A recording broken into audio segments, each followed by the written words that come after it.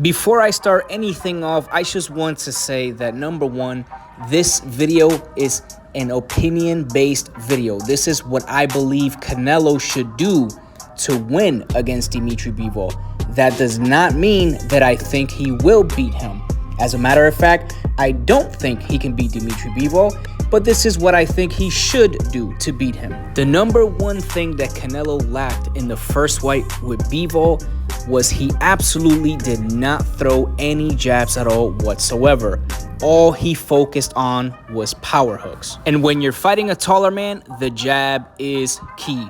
You must use your jab against a much taller man. Against 6'3" Callum Smith, you see Canelo here setting up body shots with jabs. He even countered with jabs. The most important punch in boxing, it was just strange to see Canelo not really using it.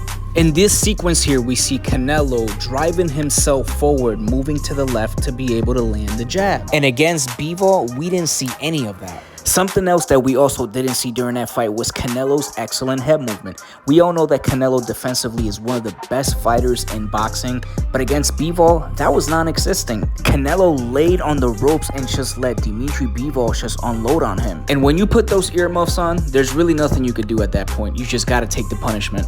But for somebody who prides himself in defense and head movement, somebody like Canelo, who's a very, very good defensive fighter, it was just very strange. Even on the ropes, he's very good at slipping punches, catching, and counter punching. Very, very strange to see him in that predicament. So I believe he needs to be much more active on defense if he wants to give himself a chance against Dimitry Bivol in the rematch. He needs to move his head rather than just put his hands up and just lay on the ropes. You can't do that. Another thing that Canelo needs to do is go to the body.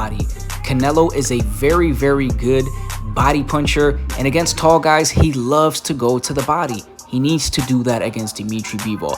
You got a guy that loves to move, attack him to the body. The head is not there, the body will be. Like the old saying goes, kill the body and the head will die.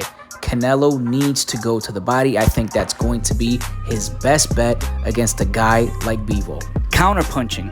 Something that Canelo does very, very well, and I believe he can actually have a very, very good game plan against Bivol if he focuses on counter punching. If I'm Eddie Reynoso, I'm telling Canelo, listen, let him come to you. It's hard to get to him. Let him come to you and use your beautiful counter punching skills. Against Bivol, there was absolutely zero focus on countering opportunities, and he was just coming forward the whole time.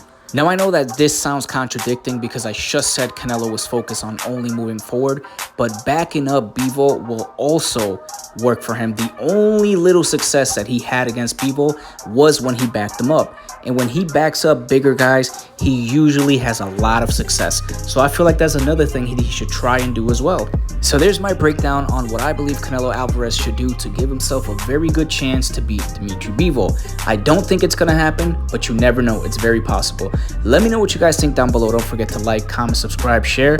Peace.